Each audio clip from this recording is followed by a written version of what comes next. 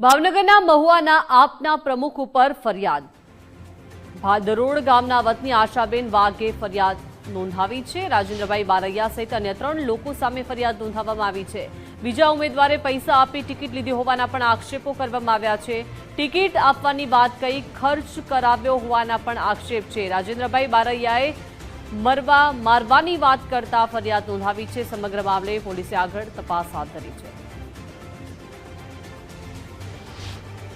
જેમને મને પૂરેપૂરો શક છે કે એ લોકોએ ₹5 લાખ વાયદો આપી અને ટિકિટ ખરીદી હોય એવું મને લાગી રહ્યું છે।